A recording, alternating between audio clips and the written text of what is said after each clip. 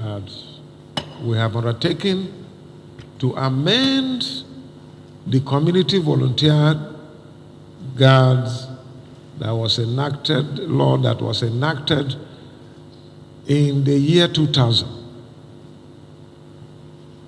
And 20 years after, with the current insecurity we have, and as a law-abiding government that believes in the rule of law, instead of finding other ways of raising militia who will constitute a nuisance to us, we decided to find a lawful way of going about on how we can support our conventional security agencies to do better.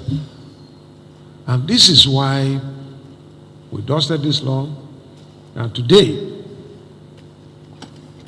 after sending it to the State House of Assembly and the necessary amendments were done, today we have signed this amendment into law.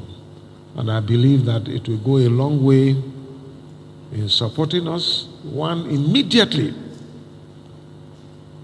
the security advisor, my PSA on community volunteer guards, and the Bureau of Internal Affairs should set up the machinery immediately to recruit these community volunteer guards. We directed that in each kindred, the recruitment of 5 strong, able-bodied young men and women should be recruited into the community guard. Each of the kindred should have 5 nominees and sent to the Bureau, which will be forwarded to me for approval. And so, and the same thing will be done at the ward level, 10 nominees.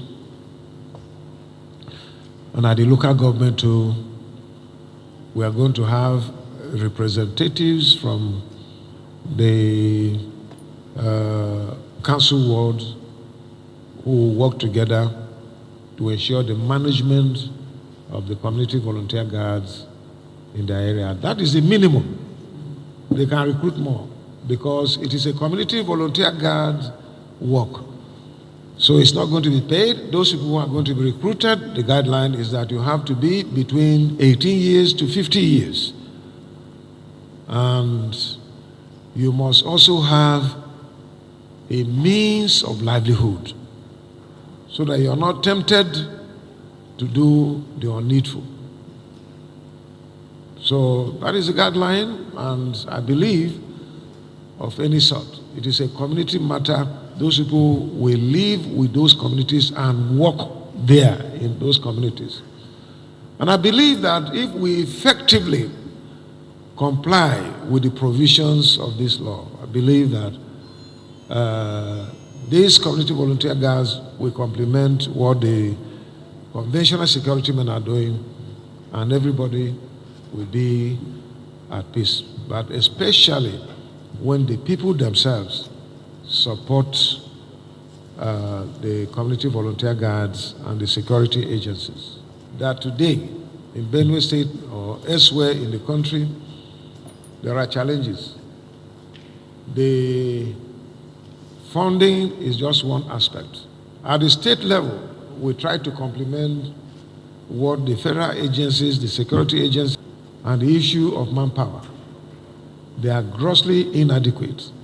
And that is why those who are responsible to carrying out the directive of Mr. President to ensure that more recruitment of policemen, the army, and other security agencies are done. They should speed their work. They should speed their operations and do this recruitment, because it has never been bad like this in the history of our country. As I talk to you, I'm with heavy heart that 6 of our children were kidnapped in Zamfara State. This is how many days now? Security advisor, this is how many days now? 5 days. They are into custody.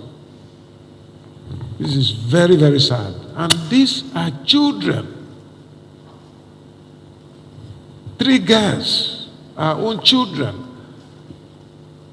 who have studied hard with the support of their families and on their way to do national service. They were apprehended for no offense of theirs, but as a result of the insecurity problems in this country today. And that is where we are. The security agencies are doing their best. We're in touch with the families, and we're also working hard to ensure their release. And our prayer is that God Almighty will have dominion and ensure that these children are rescued and to continue their national assignments. So that is where we are. And so we had to do this, amend this law, sign it as we have done today, and by the grace of God, we believe that Benue State will be better.